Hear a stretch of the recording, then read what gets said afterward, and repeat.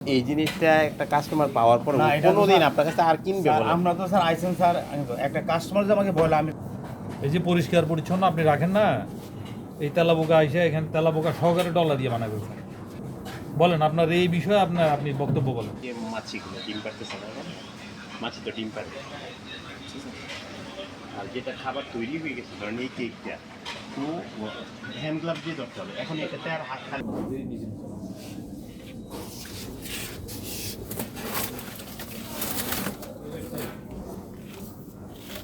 এই যে একটা তেলাপোকা দুধ দিচ্ছে, এই যে এই তেলাপোকা দুধ দিচ্ছে, দেখা যাবে ভিতরে একটা তেলাপোকা আছে।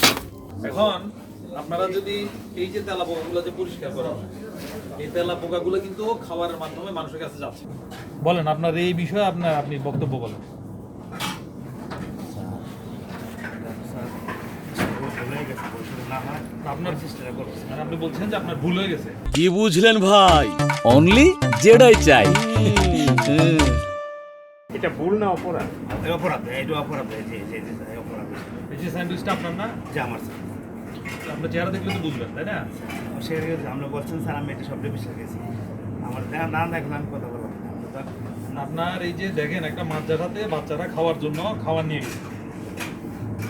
আমি আমার মানে সমগ্র চাকরি জীবনে কখনো এরকম দেখি নাই। আপনি দেখছেন, আপনি তো দেখে থাকবেন, আপনারা তো এটা দেখলে আমি স্যার দেখে নেই স্যার। এটাই তো খুব রেয়ার, মানে কি পরিমাণ এই জিনিস আমরা কালকে একটা মাদ্রাসায় বিক্রি করছি।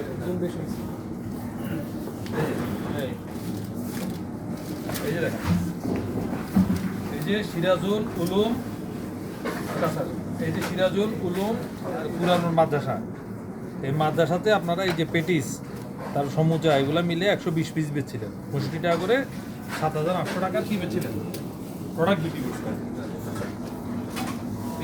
তার সাথে এটা আপনাদের দোকান না,